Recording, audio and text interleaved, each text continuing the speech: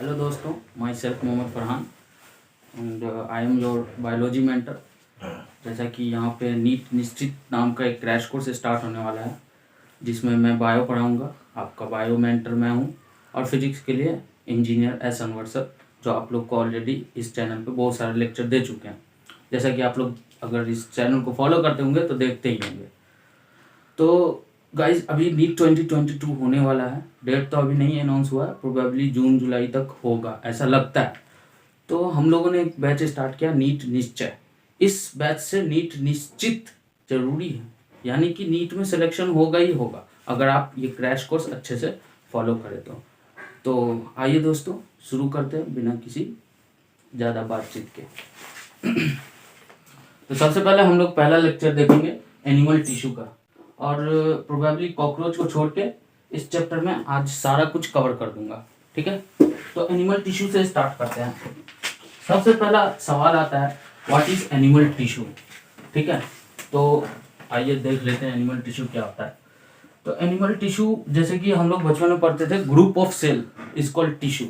वो ठीक है, कुछ हद तक सही है, लेकिन जैसे जैसे हम लोग बड़े होते हैं बहुत सारी नई नई चीज़ों का पता चलता है। तो उसी तरह से जब आप 11th में हैं तो 11th के चैप्टर में आपको पता चलेगा कि what is animal tissue really. तो एनिमल टिश्यू होता है group of similar cells, group of similar cells which perform या फिर which coordinate which perform same function in some interval of time। ये तो अंग्रेजी भाषा हो गया। हिंदी में इसको अच्छे से समझे कि सिमिलर टाइप का सेल्स अगर मिल के कोई एक फंक्शन को करता हो, कोई एक काम को करता हो, तो उसको हम लोग टिश्यू कहेंगे। ठीक है, जैसे कि ये एक स्ट्रक्चर है, ये तो बाउंड्री बना दिया लेकिन बाउंड्री नहीं होता, ये छोटा छोटा सेल है। ठीक है, ये ग्रुप ऑफ सेल हो गया, लेकिन इसको टिश्यू जब तक नहीं कहेंगे तब तक ये सब सेल सिमिलर सेल ना हो। सिमिलर कहने का मतलब ये नहीं कि सेम साइज का, कोई आड़ा टेढ़ा भी हो सकता है, कोई गोल भी हो सकता है। तो सिमिलर सेल होना चाहिए और एक साथ मिल करके सिमिलर फंक्शन भी करना चाहिए, ये भी जरूरी है। तो ये तो होगी भाई कि एनिमल टिश्यू होता क्या है। ठीक है, अब बात करते हैं इसके टाइप्स के, क्योंकि हम लोग मोटा मोटी वही बात करेंगे जो नीट एग्जाम के पॉइंट ऑफ व्यू से ज्यादा इंपॉर्टेंट है। ठीक है, ज्यादा का बकवास नहीं करेंगे कि ज्यादा डेफिनेशन लिखवा के नोट्स सुंदर सुंदर बनवा रहे हैं, उससे कुछ फर्क नहीं पड़ता। ठीक, तो आइए देखते हैं types of animal tissue. Types of animal tissue कितने टाइप्स के, जैसा कि आप लोग एनसीईआरटी बुक में देखेंगे होंगे कि 4 टाइप्स के एनिमल टिश्यू होते हैं। पहला एपिथेलियल टिश्यू। ठीक, दूसरा कनेक्टिव टिश्यू,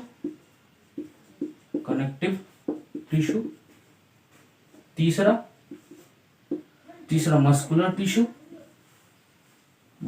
टिश्यू एंड चौथा न्यूरल टिश्यू या फिर नर्वस टिश्यू, जो भी कह लो, न्यूरल टिश्यू। ठीक है, इन सब को हम लोग इन सब का जो इम्पोर्टेंट पॉइंट होगा, जो नीट के पॉइंट ऑफ व्यू से बहुत ही ज्यादा इंपॉर्टेंट, जिससे मतलब लगभग सवाल आ चुके हैं या आने वाले होंगे, उनके बारे में हम लोग बात करेंगे। तो पहले उठाएंगे हम लोग एपिथेलियल टिश्यू को। तो देखो गाइस, एपिथेलियल टिश्यू में क्या होता है। एपिथेलियल जैसे कि नाम से ही मीनिंग निकालो, एपिथेलियल, ईपी मतलब अपन यानी ऊपर, जैसे ये बोर्ड के ऊपर, थेलियल मतलब कोई कवरिंग। ठीक है, यानी कि किसी के ऊपर वाला कवरिंग। अब कवरिंग तो कर दिए, लेकिन कवरिंग एक तरफ से नहीं होता, दोनों तरफ से होता है। जैसे कि कोई चादर लिए, चादर से अगर इस बोर्ड को ढक दिए तो चादर का बाहरी हिस्सा भी, अंदर वाला हिस्सा भी। तो एनसीईआरटी में एक लाइन लिखा हुआ है कि एपिथेलियल टिश्यू का एक पार्ट एनवायरमेंट के टच में रहता है और दूसरा पार्ट बॉडी के टच में, यानी कि बॉडी के अंदर जो भी मसल रहता है उसके टच में। तो ये लाइन आप लोग अच्छे से रट लीजिएगा, इस लाइन पे क्वेश्चन आ सकता है कि एपिथेलियल टिश्यू का एक पार्ट जिसपे मतलब बाल वाल भी उगा रहता है वो इन्वायरमेंट के टच में रहता है, और दूसरा पार्ट जो होता है वो बॉडी के टच में रहता है। पहला पॉइंट तो ये हो गया। नोट्स नहीं बनवा रहा हूँ, आप लोग एनसीईआरटी ही पढ़ना, किसी का नोट्स फॉलो करें ना करें, करें तो सही है, नहीं भी करें तभी भी सही है, तब तो और सही है। एनसीईआरटी को चार्ट डाले, लेकिन कॉन्सेप्ट समझने के लिए लेक्चर देखना जरूरी है, इसीलिए इस क्रैश कोर्स को आप फॉलो करें, ठीक है। ये पहला पॉइंट हो गया।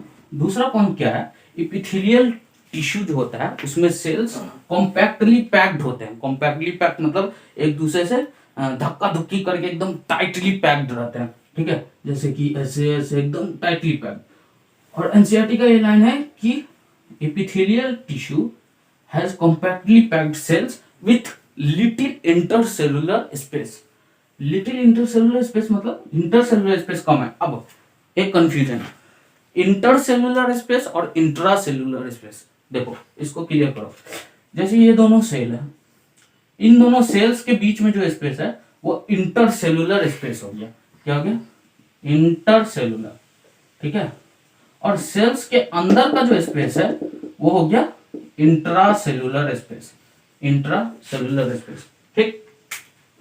तो एनसीईआरटी ने क्या कहा, एपिथेलियल टिश्यू में जो सेल्स होते हैं वो कॉम्पैक्टली पैक्ड होते हैं विथ लिटिल इंटरसेलुलर स्पेस, ठीक है।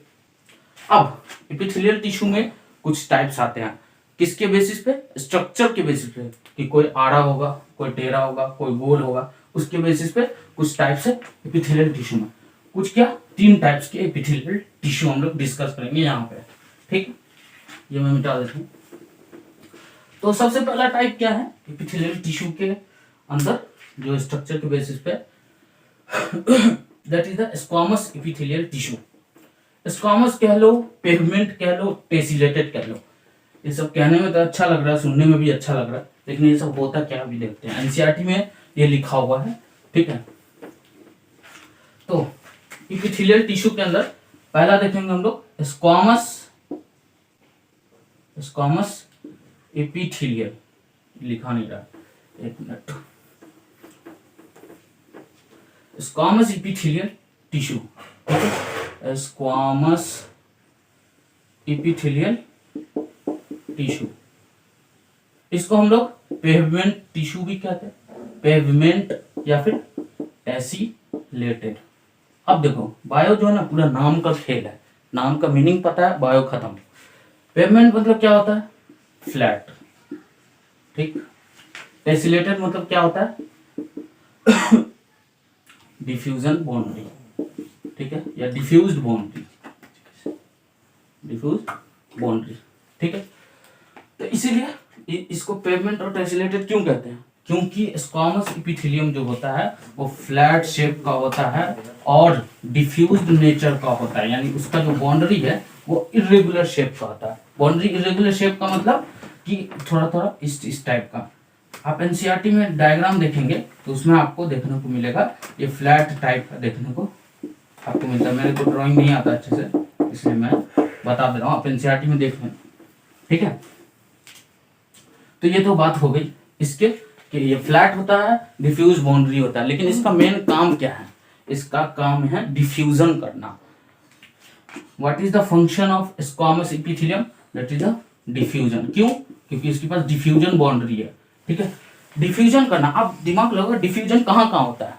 पहला, ऐसे एनसीईआरटी में 2 ही दिया हो, उन्हीं दोनों के बारे में बात करूंगा। पहला क्या होता है, एल्वेलाई ऑफ लंग्स में, एल्वेलाई ऑफ लंग्स में आप लोग जब ह्यूमन फिजियोलॉजी पढ़ेंगे तो उसमें देखेंगे एल्वेलाई ऑफ लंग्स में डिफ्यूजन होता है, ठीक है, एयर का।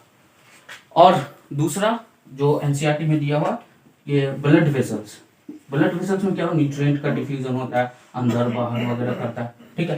तो ये 2 एग्जांपल है डिफ्यूजन के।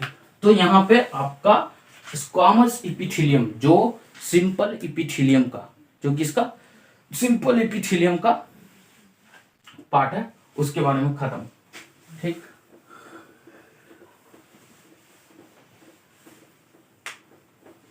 मैंने क्या बोला था कि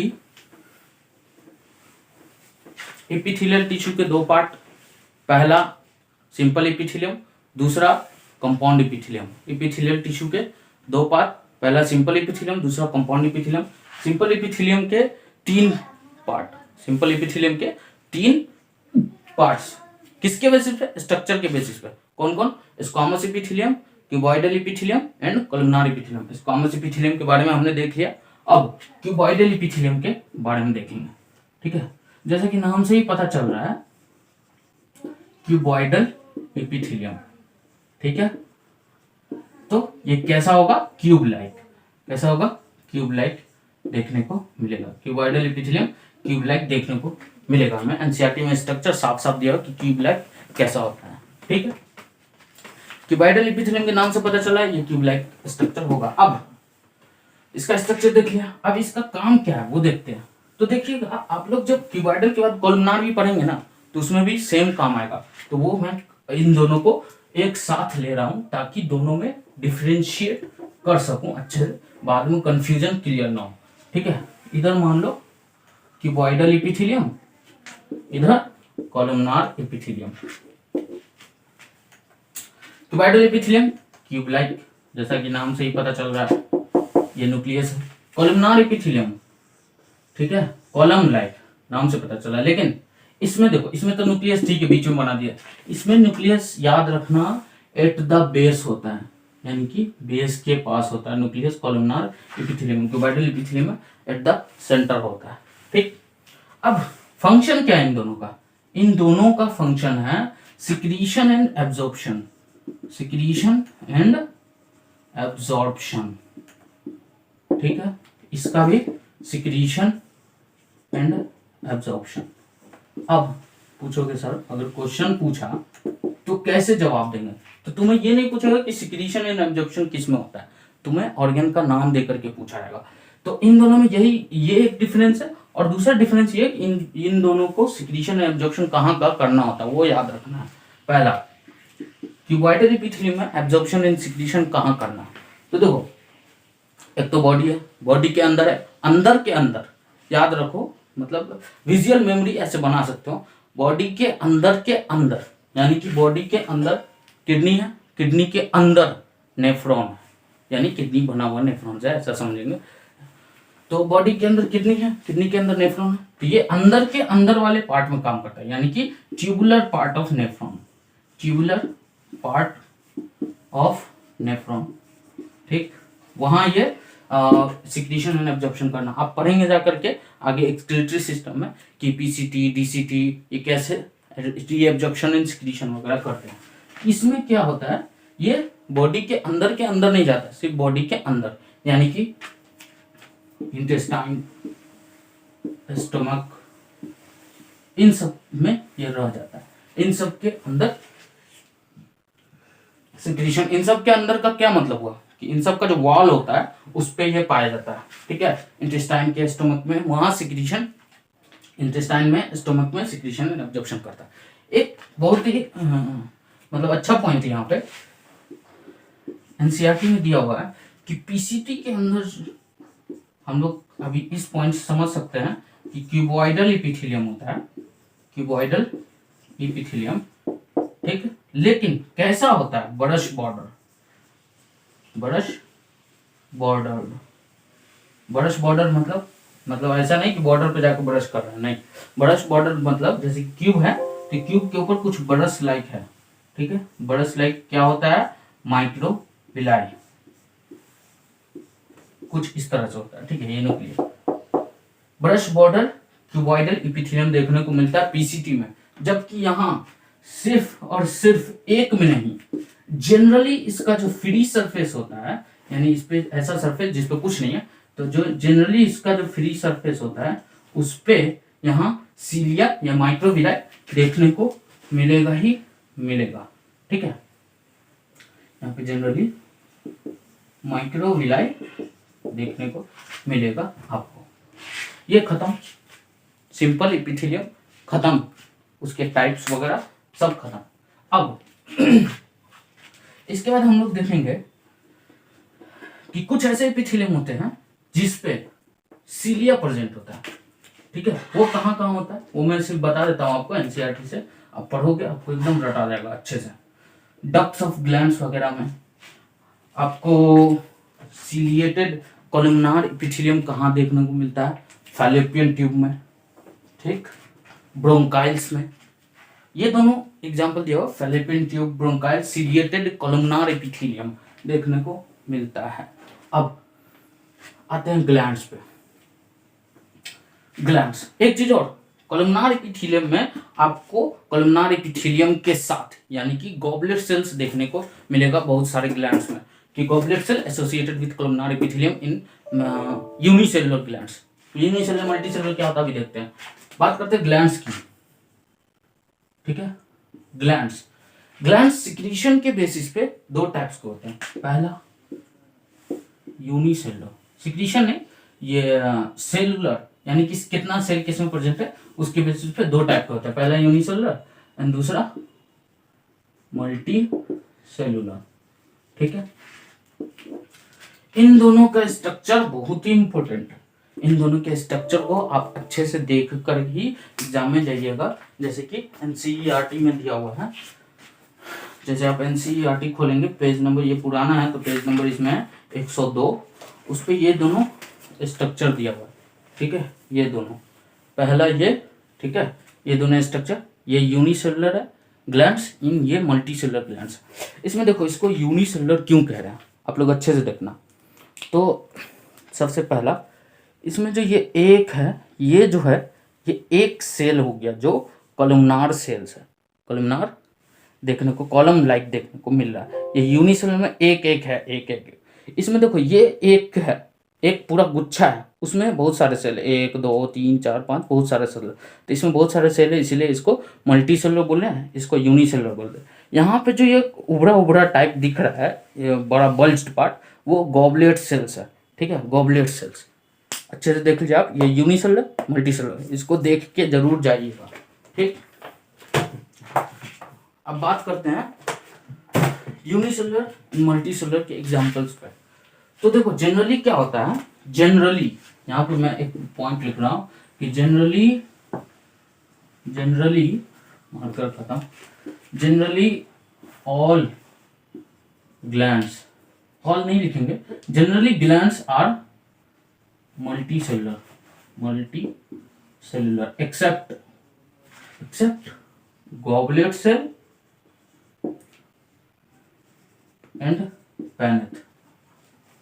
यानी कि ये जिस ग्लैंड में पाएगा goblet cell and paneth cell, वो आपको यूनिसेलुलर ग्लैंड्स समझ में आएगा, ठीक है। जिस भी ऑर्गन में या जिस भी ग्लैंड्स में गॉबलेट सेल पैनेथ सेल देखने को मिला, वो यूनिसेलुलर ग्लैंड्स कहलाएगा, और जनरली ग्लैंड्स मल्टी सेलुलर होते हैं, ठीक है। ये तो सेल्स के बेसिस पे हो गया, ठीक है। अब बात करेंगे सिक्रीशन के बेसिस पे, ठीक। सिक्रीशन के बेसिस पे भी ग्लैंड्स दो टाइप्स के होते हैं। सिक्रीशन के बेसिस पे ग्लैंड्स दो टाइप के होते हैं, ठीक है। एक एक्सोक्राइन, इंडोक्राइन। इन दोनों में फर्क समझना बहुत अच्छी तरीके से। एक्सोक्राइन, इंडोक्राइन, एक्सो मतलब बाहर, इंडो मतलब अंदर। अब देखो एक्सोक्राइन ग्लैंड्स बहुत सारा चीज सिक्रेट करता है, लेकिन इंडोक्राइन ग्लैंड सिर्फ और सिर्फ हार्मोन, ग्लूकागोन, इंसुलिन वगैरह, ठीक है, ज्यादा नहीं, हार्मोन, इंसुलिन, ग्लूकागोन वगैरह। लेकिन एक्सोक्राइन ग्लैंड जो होता है ear wax, oil, digestive enzyme वगैरह वगैरह बहुत सारा चीज सिक्रेट करता है। अब इन दोनों में फर्क कंफ्यूज हो जाते हैं बहुत सारे बच्चे कि एक्सोक्राइन इंडोक्राइन। और दो चीज, एक बहुत ही इंपॉर्टेंट चीज, एक्सोक्राइन ग्लैंड जो होते हैं उनमें डक्ट पाया जाता है, इंडोक्राइन ग्लैंड्स में डक्ट नहीं पाया जाता, जिसको हम लोग डक्टलेस ग्लैंड भी कहते हैं। जैसे कि आप समझ सकते हैं, जैसे कि आपको घर आना है अपने घर, तो आप अगर बाहर हैं तो रास्ता पकड़ के आएंगे और दुकान से बहुत सारा सामान लेकर के आएंगे, तो वो क्या हो गया, एक तरह से एक्सोक्राइन ग्लैंड, और डक्ट क्या हो गया, रास्ता, और सामान क्या हो गया, बहुत सारा ईयर वैक्स, ऑयल वगैरह लेकर के घर आए। और आप पहले से ही घर में, ठीक है, तो पहले से घर में तो आपको किसी रास्ते की तो जरूरत नहीं है। अगर किसी को कुछ सामान देना है तो डायरेक्ट दे सकते हैं, तो डायरेक्ट छोड़ दिया, वो चला गया टारगेट ऑर्गन पे, तो उसको हम लोग डक्ट, उसको जरूरी नहीं होता है जो घर के अंदर, लेकिन जो घर के बाहर उसको डक्ट जरूरी होता है। घर के बाहर, बाहर मतलब एक्सोक्राइन, अंदर मतलब एंडोक्राइन। Confusion clear. अब ये बात हो गई ग्लैंड्स की। बात करते हैं कंपाउंड एपिथेलियम की। जैसे कि सिंपल एपिथेलियम देखे थे, सिंगल लेयर से मिलके बनता है। सिंपल एपिथेलियम कैसे बनता है? सिंगल लेयर से। लेकिन कंपाउंड एपिथेलियम, जैसे कि नाम से ही पता चल रहा है, कंपाउंड मतलब बहुत सारा, दो या दो से ज्यादा लेयर से मिलकर बना हुआ एपिथेलियम कंपाउंड एपिथेलियम होता है। और कंपाउंड एपिथेलियम का जो है ना बहुत कम काम होता है सिक्रीशन, एब्जॉर्प्शन, डिफ्यूजन वगैरह में। इसका जो मेनली काम होता है वो प्रोटेक्शन करना, ठीक है, केमिकली एंड फिजियोलॉजिकली ऐसी कुछ प्रोटेक्शन करता है। केमिकली मेनली प्रोटेक्ट करता है कंपाउंड एपिथेलियम। कंपाउंड एपिथेलियम कहाँ कहाँ देखने को मिलेगा आपको? मॉइस्ट स्किन, ठीक है, आपको moist part of the buccal cavity, ठीक है, आपको और सब जगह। एग्जाम्पल याद रखना जो एनसीईआरटी में दिया हुआ, एनसीईआरटी के बाहर वाला एग्जाम्पल एक भी याद नहीं रखना है, ठीक है। लेकिन कंपाउंड एपिथेलियम का एग्जाम्पल याद रखना है, जैसे कि आपको moist skin, buccal cavity, pancreatic duct वगैरह वगैरह, ठीक है। ये तो बात हो गई अब सिंपल एपिथेलियम, कंपाउंड एपिथेलियम की। और क्या? Epithelial tissue. यानी कि एपिथेलियल टिश्यू हम नहीं बोलेंगे यहाँ पे, खत्म हो गया, क्योंकि एक टॉपिक बच रहा है, दैट इज द जंक्शन, जिससे नीट 2021 में भी एक क्वेश्चन आया था, वो देख लीजिए। जंक्शन क्या होता है? पहली बात कि जंक्शन होता क्या है? स्टेशन वाला जंक्शन नहीं, ये जंक्शन मतलब क्या होता है? हम लोग जंक्शन का मीनिंग क्या समझते हैं? बैरियर, ठीक है, यानी कि ये और ये, इन दोनों के बीच में ये एक जंक्शन है, ये यहाँ आएगा, ये यहाँ आएगा, तभी कुछ हो पाएगा, ये जंक्शन यानी बैरियर हो गया। तो वही देखेंगे हम लोग। जंक्शन जो होता है, सेल जंक्शन, मेनली इसको सेल जंक्शन बोलते हैं क्योंकि सेल में होता है। सेल जंक्शन तीन टाइप्स के होते हैं। पहला क्या होता है? Gap junction. दूसरा adhering junction, adhering junction. And तीसरा क्या होता है? तीसरा होता है, जैसे कि पहला गैप जंक्शन देख लिया हम लोग, दूसरा एडहेरिंग जंक्शन देख लिया, अब यहां पे देखेंगे टाइट जंक्शन, ठीक है, टाइट जंक्शन। तीन जंक्शन। पहले हम लोग बात करेंगे टाइट जंक्शन की। तो टाइट जंक्शन क्या होता है? जैसे नाम से पता चल रहा है कि टाइटली बॉन्ड होता है एकदम, मतलब कुछ इस तरह से एकदम लीक ही नहीं करने देगा, किसी चीज को लीक नहीं होने देगा, ठीक है, किसी चीज को लीक नहीं करने देगा दो सेल्स के बीच में। अगर दो सेल्स के बीच में टाइट जंक्शन हो गया तो ये किसी चीज को लीक नहीं करने देगा इसके बाहर। फिर बात करते हैं एडहेरिंग जंक्शन की। एडहेरिंग जंक्शन जैसे कि नाम से ही पता चला, किसी चीज से चिपका दिया गया है। तो एडहेरिंग जंक्शन क्या होता है कि दो सेल्स के बीच में एक सीमेंटिंग लेयर्स बना दिया गया, cementing layers between two cells. दो सेल्स के बीच में सीमेंटिंग लेयर बनाकर इन दोनों सेल्स को अगर जोड़ दें, नाइबरिंग सेल्स यानी कि पड़ोसी सेल्स, एनसीईआरटी का लाइन है नाइबरिंग सेल्स, नाइबरिंग सेल्स मतलब पड़ोसी सेल, यानी पड़ोसी सेल्स के बीच में अगर सीमेंटिंग लेयर कर दें तो वो एडहेरिंग जंक्शन हो जाता है। उसके बाद आता है गैप जंक्शन।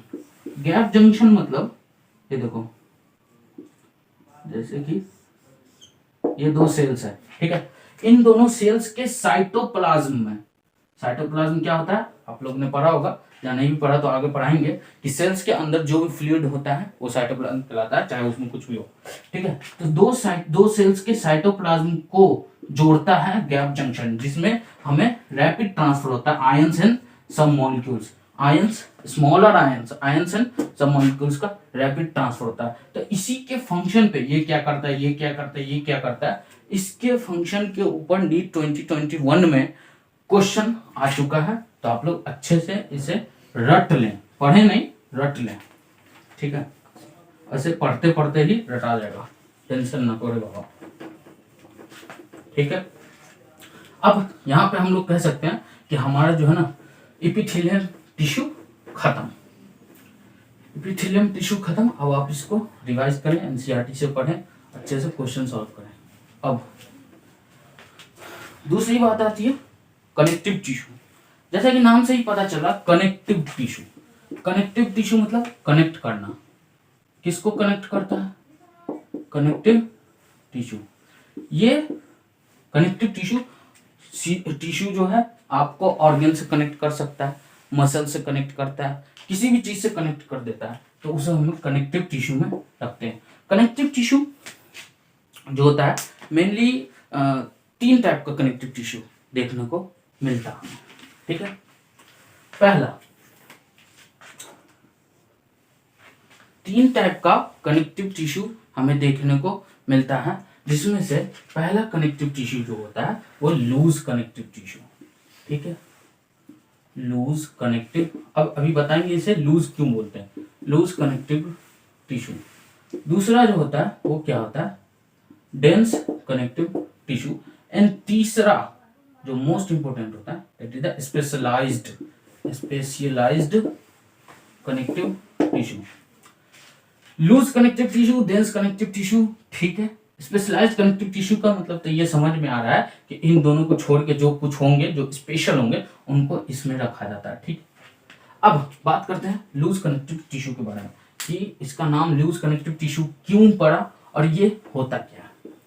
तो जैसा कि हम लोग जानते हैं लूज कनेक्टिव टिश्यू मतलब, लूज मतलब क्या हो गया, लूज मतलब लूज यानी ढीला, यानी कि ऐसा जो एकदम हो, ठीक है, एकदम नहीं हो। तो loose connective tissue, loose connective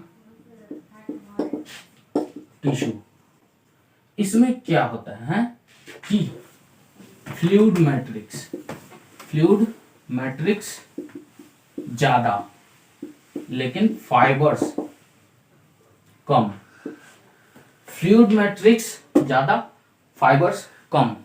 fibres कौन कौन से होते हैं, कनेक्टिव टिश्यू तो पहले हमारे सबसे पूरे बॉडी में सबसे ज्यादा कनेक्टिव टिश्यू फैला हुआ है, ठीक है, पूरे बॉडी में एबंडेंट मात्रा में देखने को मिलता है कनेक्टिव टिश्यू। कनेक्टिव टिश्यू में बहुत सारा फाइबर्स होता है, जिसमें से 2 फाइबर्स हम लोग देखते हैं, वो क्या है, पहला कोलेजन फाइबर एंड दूसरा elastin fibre. Collagen fibre white colour का होता है and elastin fibre yellow colour का होता है, ठीक है। तो जिसमें मैट्रिक्स ज्यादा फाइबर्स कम, वो सही बात है, मैट्रिक्स ज्यादा यानी लिक्विड ज्यादा तो डब डब लब डब करेगा, यानी कि वो लूज ही होगा। अब लूज कनेक्टिव टिश्यू के 2 टाइप्स है, पहला एडियोलर कनेक्टिव टिश्यू एंड दूसरा adipose connective tissue. Areolar connective tissue and adipose connective tissue. Areolar connective tissue को सीटी लिख लेते हैं। तो देखो areolar connective tissue just beneath the skin, ये आप लोग लाइन लिखेंगे, beneath the skin. Beneath the skin मतलब क्या, स्किन के नीचे। इसका काम क्या है कि एपिथेलियम टिश्यू को मसल्स टिश्यू या फिर ऑर्गन जो होता है हमारा उससे जोड़ना एडियोलर कनेक्टिव टिश्यू का काम होता है। ये क्वेश्चन आपको एमटीजी के फिंगर टिप्स में देखने को मिलेगा, ठीक है, जो लोग कंफ्यूज होते हैं क्योंकि एनसीईआरटी में नहीं दिया हुआ कि ये क्या करता है, तो ये एपिथेलियम को मसल्स वगैरह से जोड़ता है। एडियोलर कनेक्टिव टिश्यू, इसमें एक फिगर दिया हुआ है, बहुत शानदार फिगर है और उसको मतलब याद करना बहुत ही जरूरी है विथ लेबलिंग के साथ। जो ये है, ये देख रहे हैं आप लोग, ये जो फिगर है, ठीक है, ये फिगर, ये आपको देख के जाना है, याद करके जाना है। लेबलिंग, ये फाइब्रोब्लास्ट है, मैक्रोफेज है, ये कोलेजन फाइबर, यहाँ मास्ट सेल, ये प्लाज्मा सेल है, ठीक है, इसी तरह से याद करके जाना है विथ लेबलिंग। ये इसको विथ लेबलिंग याद करके जाना है। इसमें एनसीईआरटी में एक पॉइंट दिया हुआ है फाइब्रोब्लास्ट के ऊपर कि फाइब्रोब्लास्ट क्या करता है कि fibroblast generally fibres releasing cells है, फाइबर्स रिलीजिंग सेल्स है फाइब्रोब्लास्ट क्या करता है, फाइबर्स एंड मैट्रिक्स रिलीज करता है, ठीक है। लिखने की जरूरत नहीं, एनसीईआरटी में लाइन लिखा हुआ है, उस पे भी क्वेश्चन आता ही आता है, ठीक है। हाईलाइट करते रहना आप लोग एनसीईआरटी में, ताकि बाद में रिवीजन करने में मुश्किल से 10 से 15 मिनट लगे।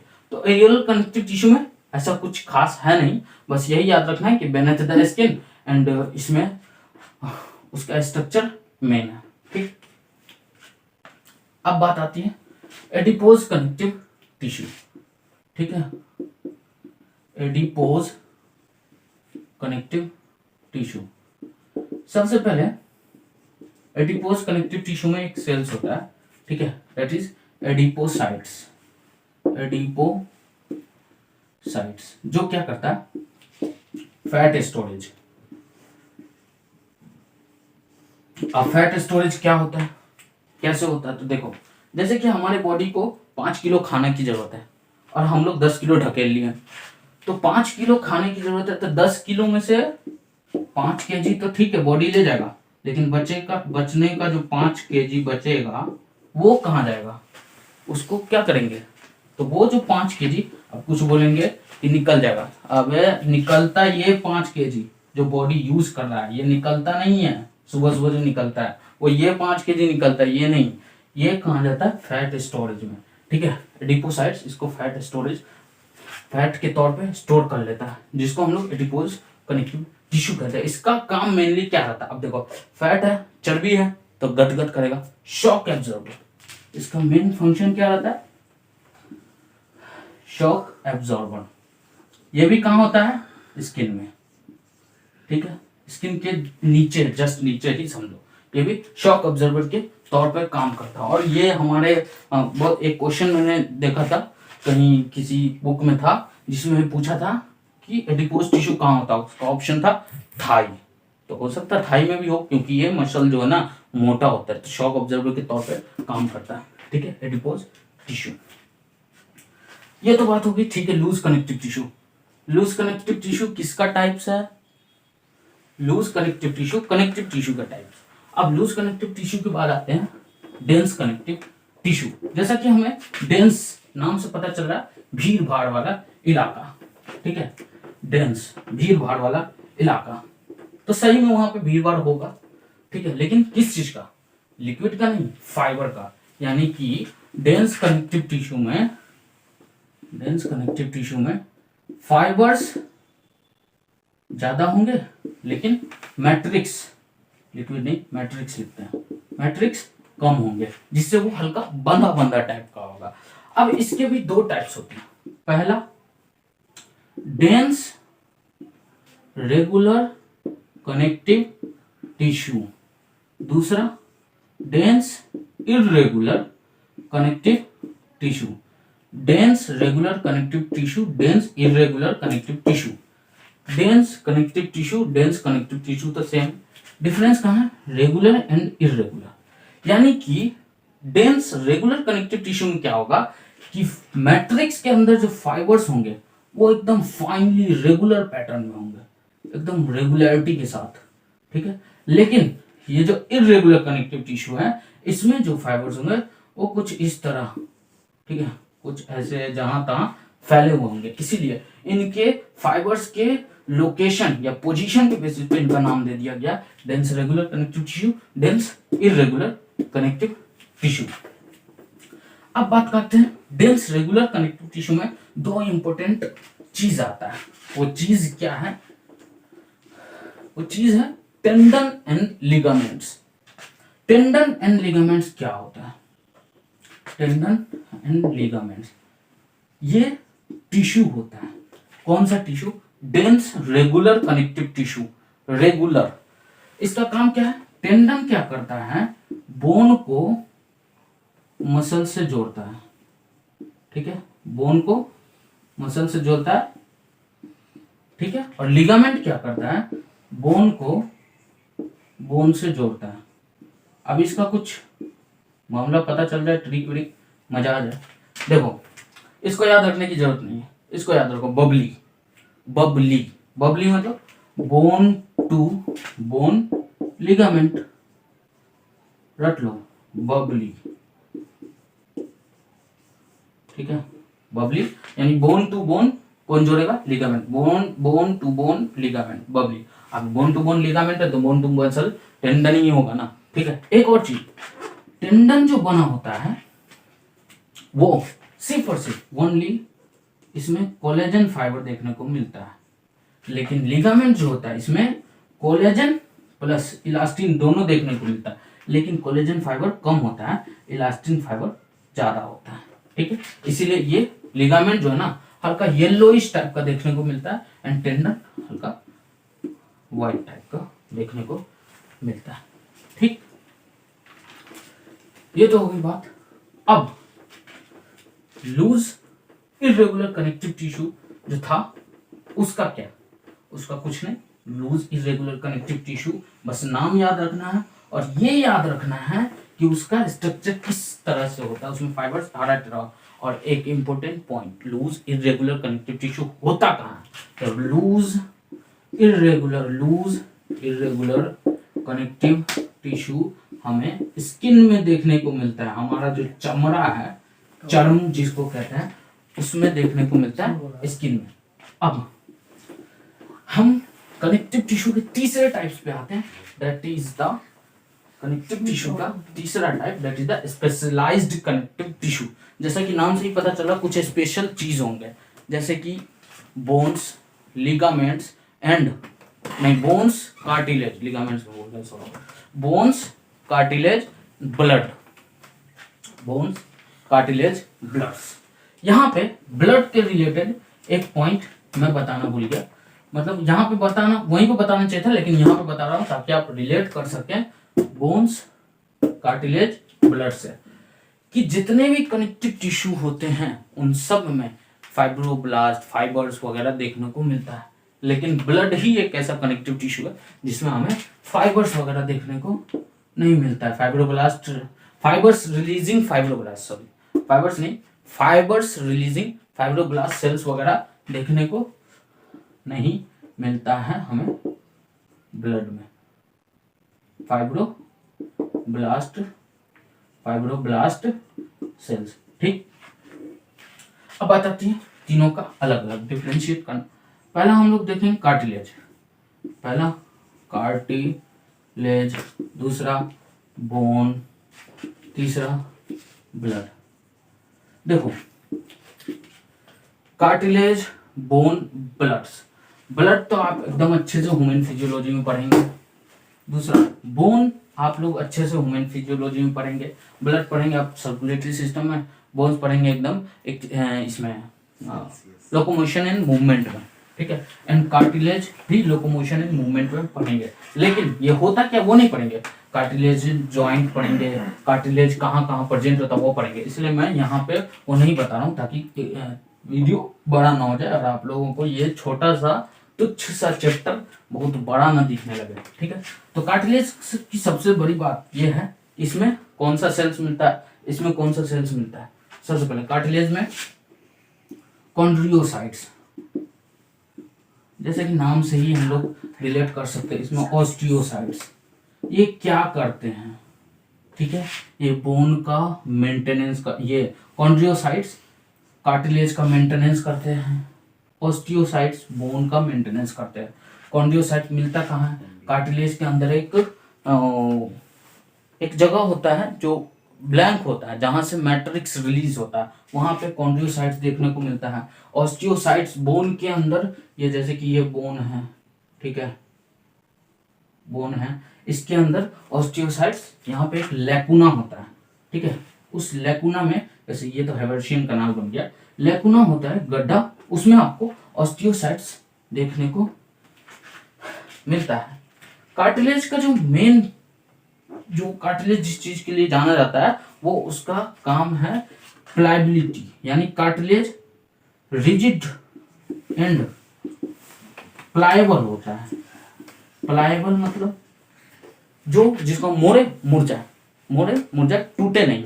लेकिन ये बोन जो होता है ना, ये टूट सकता है, तो ये हार्ड होता है, ठीक है, ये हार्ड होता है एंड नॉन प्लायबल होता है, नॉन प्लायबल होता है। अब सबसे बड़ा कंफ्यूजन क्या रहता है कि मान लो एग्जाम में दे दिया कार्टिलेज का फिगर और बोन का फिगर, बोलेगा डिफरेंशिएट करो, तो देखो मैं बताता हूँ एक तरीका। लोग बच्चे कंफ्यूज रहता है कि कार्टिलेज और बोन के फिगर में। तो जैसे कि ये कार्टिलेज है, ये बोन है, तो हमें पता है कार्टिलेज प्लायबल नेचर का होता है, यानी कि ये किसी भी कंप्रेशन को यानी कि जिसको हम लोग दबाएं या धक्का दें, किसी भी कंप्रेशन को ये कार्टिलेज क्या कर सकता है, झेल सकता है, ठीक है, रेसिस्ट कर सकता है। किसी भी कंप्रेशन को अंग्रेजी भाषा में कहें तो रेसिस्ट कर सकता है, यानी झेल सकता है अपने ऊपर। तो हम लोग मतलब ऐसा होता नहीं है, लेकिन हम लोग विजुअल मेमोरी बनाने के लिए ये बता रहे हैं कि कार्टिलेज के फिगर में आप लोग देखेंगे तो कुछ इस तरह का देखने को मिलेगा आपको, ठीक है। एंड बोन के फिगर में आप लोग देखेंगे तो कुछ इस तरह से देखने को मिलेगा। एनसीईआरटी में फिगर है, अभी मैं दिखाता हूँ आपको। तो याद कैसे रखें, तो देखो कार्टिलेज को धक्का देंगे वो रेसिस्ट कर लेगा, दबाएंगे रेसिस्ट कर लेगा, यानी अपने आप को बचा लेगा। यानी कि उसके पास आंख होता है, इसको समझ लो आंख के तौर पे। उसके पास आंख होता है, वो अंधा नहीं होता है, वो हर चीज को देख लेता है, अपने आप को बचा लेता है। लेकिन बोन के पास आंख नहीं होता है, इसीलिए वो टूट जाता है। बस यही दिमाग में ऐसा होता नहीं, आंख नहीं है कार्टिलेज का, लेकिन हम लोग विजुअल मेमोरी बनाने के लिए ये याद रख सकते हैं कि कार्टिलेज के फिगर में आंख टाइप का कुछ दिखता है, तभी तो वो अपने आप को बचा लेता है कंप्रेस होने से। एंड बोन के फिगर में ऐसा कुछ नहीं देखने को मिलता है। जैसे कि आपको हम फिगर दिखा देते हैं कार्टिलेज एंड बोन्स का। ये देखिए, ये बोन्स, ये बोन है, ये कार्टिलेज में आंख टाइप का कुछ कुछ दिख रहा है। ये ब्लैक ब्लैक जो है, ठीक है, ब्लैक ब्लैक। हाँ, यहाँ बोन्स में, ये बोन्स में देखो, ये जो ब्लैक वाला पार्ट है, ये जो बीच में एकदम, ये हैवर्शियन कैनाल कहलाता है, हैवर्शियन कैनाल। ठीक है, ये तो बात हुई बोन्स एंड कार्टिलेज की। अब बात करते हैं ब्लड की। ब्लड की बात क्या करना है, इसमें formed elements, WBC, RBC, platelets, ये सब मिलता है। ये सब हम लोग जनरली ब्रॉड वे में हम लोग एक्सक्रीटरी सिस्टम में, सॉरी सर्कुलेटरी सिस्टम में देखेंगे। ठीक है, यहीं पे आपका ये खत्म होता है। क्या खत्म होता है? Connective tissue. अब बात करते हैं मस्कुलर टिश्यू की। हम लोग फिर से देखते हैं, रिवाइज करते हैं, कितने टाइप का टिश्यू देखे थे? 4 टाइप का। Epithelial tissue, connective tissue, muscular tissue, neural tissue. Epithelial निपटा दिया, मस्कुलर निपट गया, एंड अब सॉरी एपिथेलियल निपटा दिया, कनेक्टिव निपट गया, मस्कुलर देखेंगे आप। आइए, मस्कुलर टिश्यू, जैसा कि नाम से ही पता चलेगा कि हम लोग मसल्स के बारे में पढ़ेंगे अभी। ठीक, मस्कुलर टिश्यू। मस्कुलर टिश्यू, इसमें 3 टाइप्स होता है। पहला स्केलेटल मसल्स, दूसरा स्मूथ मसल्स, तीसरा कार्डियक मसल्स। स्केलेटल मसल, जैसा कि नाम से ही पता चल रहा है, स्केलेटल। स्केलेटल मतलब हाथ पैर, हाथ पैर वाला मसल, स्केलेटल मसल। दूसरा smooth muscles, smooth muscle. Smooth muscles का मतलब ऐसा नहीं कि वो छूने में एकदम स्मूथ स्मूथ लगा, नहीं, ऐसा नहीं है। स्मूथ मसल यानी कि जिस मतलब जो स्केलेटल में नहीं है, लेकिन ऐसे अभी बताता हूँ उसके बारे में क्यों। तीसरा स्मूथ मसल के बाद कार्डियक मसल, कार्डियक मसल। देखो इसमें तो और भी बहुत चीज पढ़ना है, लेकिन सबसे इंपॉर्टेंट जो है इसके फिगर को डिफरेंशिएट करना। इसके फिगर को, इन तीनों के अलग अलग फिगर को डिफरेंशिएट करना। ये स्केलेटल मसल है, स्मूथ मसल है, कार्डियक मसल है। कार्डियक मसल से स्मूथ मसल से स्केलेटल मसल। ठीक, अब देखो इस फिगर से इसको खत्म करते हैं। देखो पहला पॉइंट, स्केलेटल मसल्स, इस फिगर से नहीं पता चलेगा।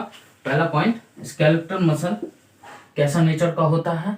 वॉलेंटरी नेचर का, वॉलेंटरी नेचर का होता है, मतलब जिसको हम लोग कंट्रोल कर सकते हैं।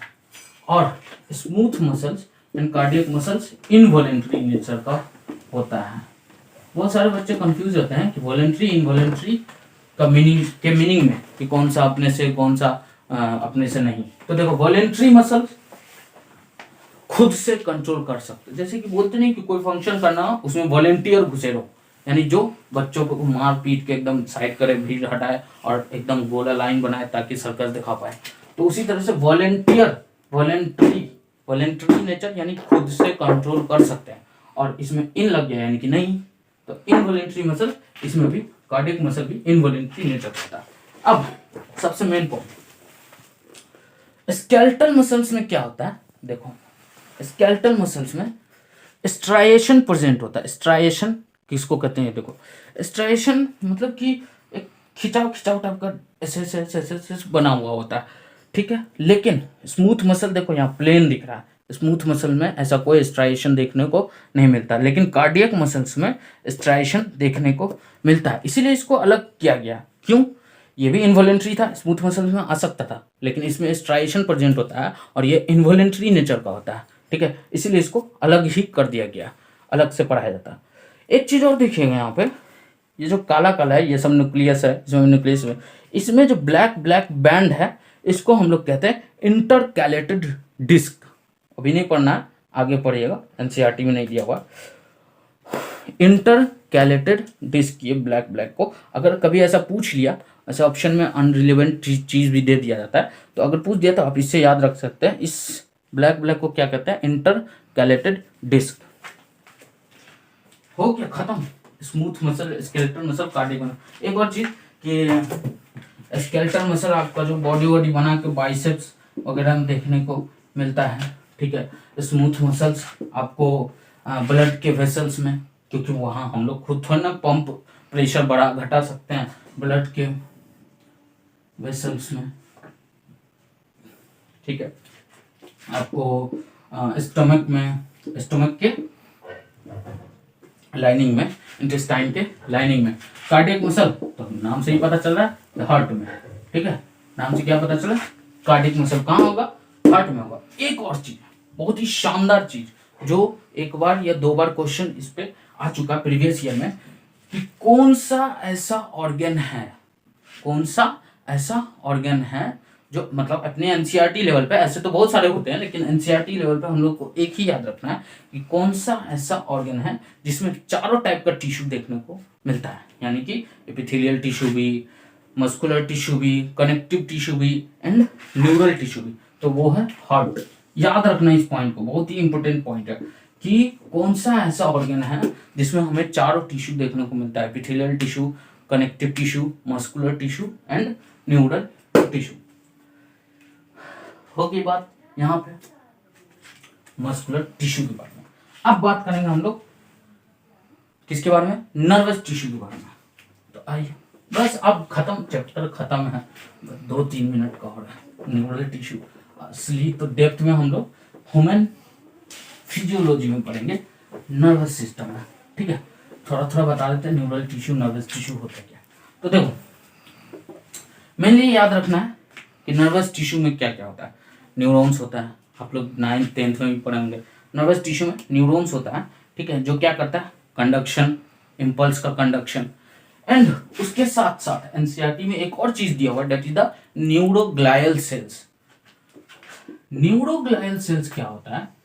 न्यूरोग्लायल सेल्स, हमें तो ये पता है कि न्यूरॉन्स न्यूरल टिश्यू में होता है, neurons that is the nerve cell, ठीक है। स्ट्रक्चर फंडामेंटल यूनिट मान सकते हैं हम लोग नर्वस टिश्यू का, न्यूरॉन्स को, क्योंकि सिर्फ और सिर्फ बहुत सारे न्यूरॉन्स से मिलकर बना होता है।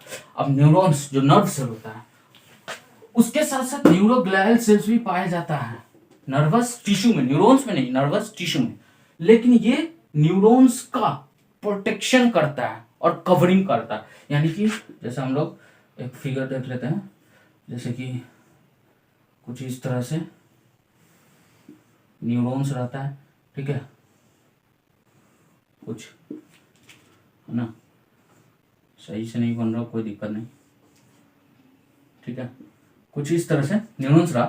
तो ये जो न्यूरोग्लायल शीथ होगा, न्यूरोग्लायल सेल, ये माइलिन शीथ वगैरह बनाता है।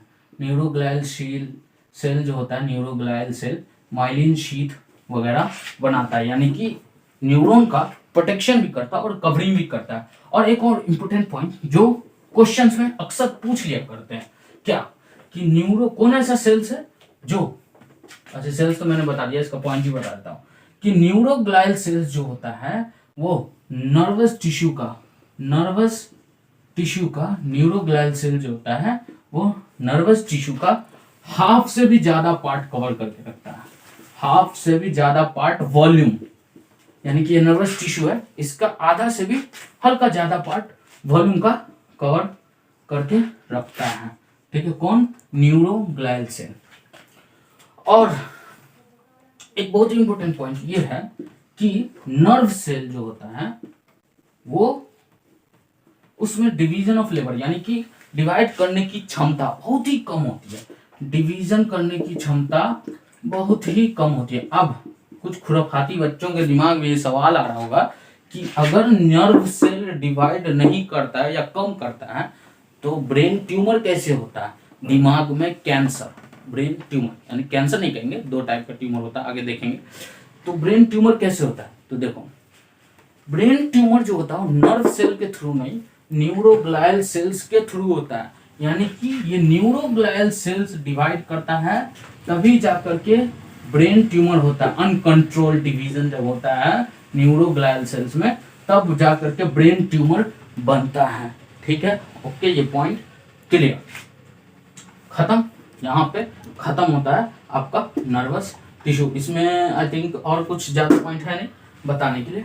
नर्वस टिश्यू में एक है ऑर्गन्स, ऑर्गन सिस्टम वगैरह, वो मैं बता देता हूँ। होता क्या है, ये चार्ट है, सेल से टिश्यू बना, टिश्यू से ऑर्गन बना, एंड ऑर्गन से ऑर्गन सिस्टम बना, ऑर्गन सिस्टम बना, ऑर्गन सिस्टम से ऑर्गेनिज्म बना, वगैरह वगैरह, ये चलता रहेगा। ठीक है, सेल से टिश्यू, टिश्यू से ऑर्गन, ऑर्गन से ऑर्गन सिस्टम। इसमें एक और इम्पोर्टेंट पॉइंट था जो मैंने बता दिया कि कौन सा ऐसा ऑर्गन है, इसी में था मैंने, लेकिन वहां पे हार्ट आपको पढ़ा रहा था, हार्ट के बारे में थोड़ा थोड़ा इसलिए बता दिया कि इसी में था। एनसीईआरटी में इसी पॉइंट में लिखा हुआ muscles and sorry organ and organ system में लिखा हुआ है कि कौन सा ऐसा ऑर्गन है जो चारों टाइप का टिश्यू कवर करता है, epithelial tissue, connective tissue, muscular tissue and nervous tissue. वो थोड़ा थोड़ा मैं आपको ब्रीफ बता देता हूँ कि मान लीजिए ये हार्ट है, सॉरी इसलिए वाला हार्ट बन रहा है, मान लीजिए ये हार्ट है। ठीक है, तो कैसे सारा चीज कैसे आएगा, ठीक है, सारा चीज देखो, एपिथेलियल टिश्यू, इसके बाहर जो कवरिंग होता है, इसके बाहर एक कवरिंग होता है, वो हो गया एपिथेलियल टिश्यू। कनेक्टिव टिश्यू, इसके अंदर जो ब्लड पंप कर रहा है वो कनेक्टिव टिश्यू हो गया। मस्कुलर टिश्यू, इसका जो खुद का कार्डियक मसल्स है वो मस्कुलर टिश्यू हो गया। और आप लोग हार्ट में पढ़ेंगे जाकर के, यानी सर्कुलेटरी सिस्टम में, यहाँ पे पेस मेकर होता है, एसए नोड, एवी नोड, ये सब नर्वस टिश्यू के तौर पे काम मतलब समझ सकते हैं हम लोग। इसीलिए इससे याद रख सकते हैं कि हार्ट ही एक ऐसा ऑर्गन है जिसमें चारों टाइप का टिश्यू देखने को मिलता है। तो यहाँ पे आपका छोटा सा एनिमल टिश्यू खत्म, समाप्त एंड फिनिश। स्ट्रक्चरल ऑर्गेनाइजेशन का दो पार्ट है, पहला एनिमल टिश्यू, दूसरा है कॉकरोच। तो इन दोनों को मैं दो चैप्टर बना के चल रहा हूँ। ठीक है, पहला एनिमल टिश्यू हो गया, दूसरा कॉकरोच हो जाएगा। ठीक है, एनिमल टिश्यू यहाँ पे खत्म होता है। तो लेक्चर आपको अच्छा लगा ही होगा, क्योंकि ऐसा इसमें रॉकेट साइंस तो नहीं किया है, मास्टर सही से समझाया नहीं, मतलब न्यूमेरिकल नहीं बन रहा है, जनरली पॉइंट है जो समझाने का था समझाया, जो याद रखने का है वो मैं आपको पिला नहीं दूंगा, आपको खुद याद रखना होगा। तो एनसीईआरटी पढ़ते रहें, एनसीईआरटी पढ़ते रहें और एनसीईआरटी ही पढ़ते रहें और उसको याद करते रहें। So okay, thank you, bye.